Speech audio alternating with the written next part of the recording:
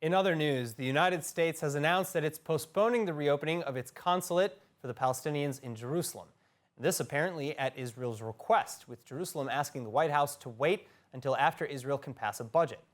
That said, behind the scenes, Prime Minister Naftali Bennett is reportedly against the reopening of the mission being in Jerusalem outright, arguing that it flies in the face of the United States' recognition of Jerusalem as Israel's capital in 2019. And Bennett is far from alone. Likud MK and former Jerusalem Mayor Nir Barkat is proposing a bill that would bar all Palestinian consulates from sitting in Israel's capital. So what will become of these missions? Joining us to discuss is ILTV's Asaf Nissan. Asaf, thanks so much for being with us. Now, let's start with a little bit of background, actually. Why did the United States consulate to the PA close down in the first place? So the consulate itself has been around ever since the 1800s, the 19th century, and was closed down in 2019 due to the Trump recognition of Jerusalem being the eternal capital of the Jewish nation.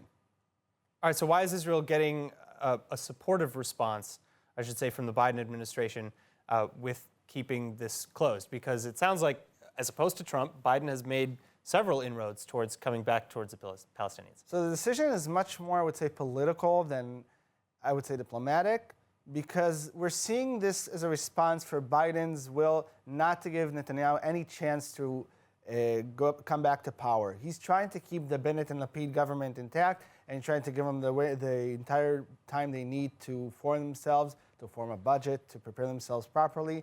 And then we'll see post-budget decisions. We'll see the embassy, the mission might be reopening, and we're going to see a lot of pressure from the U.S. coming towards Israel. So do you see maybe, again, with Bennett being opposed, as we can probably safely assume he is, how much pressure can he exert on the Biden administration? Are you telling me that it's irrelevant? I can't say, because pressure could be on both sides. It could be from the opposition. It could be from factions in the coalition. At the end of the day, we can see a majority of MKs in the Knesset plenum deciding to vote against it. Despite the recent factions and fights between the coalition and the opposition, I think on a topic like this, we could see a unity between both factions and saying we're not going to want to reopen the mission to Jerusalem. All right, well, seeing some unity would be very interesting. I'm very excited to see how that plays out. But I want to move now on to Nir Barkat, Knesset member from the Likud, Nir Barkat's initiative to completely block this and any other Palestinian mission possibly from reopening in Jerusalem.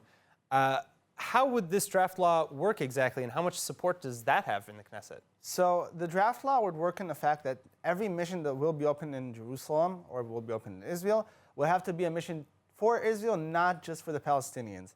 The fact of the matter is, every mission from now on will have to be supportive of both sides, because you cannot just be for the Palestinians anymore. That's what Barkat wants to offer. Now, as far as support, currently he doesn't have enough voices. He doesn't have enough support.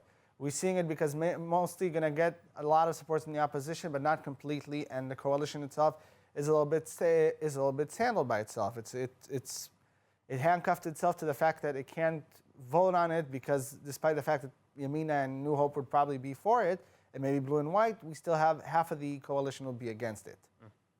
All right, so my final question, how do you think these foreign nations will respond? Because many of them have missions to the Palestinian Authority. It's hard to say, because a lot of them would maybe, if the law will pass one day, which potentially could happen, we might see it as a whole discussion, a whole opposition from those nations who won't agree to do for both, because in the end of the day, they still think the Palestinian people deserve their own attention. That being said, we can't be sure yet, because again, the law currently won't pass, and as we see now, it could lead potentially to a struggle that won't end forever for Israel. All right.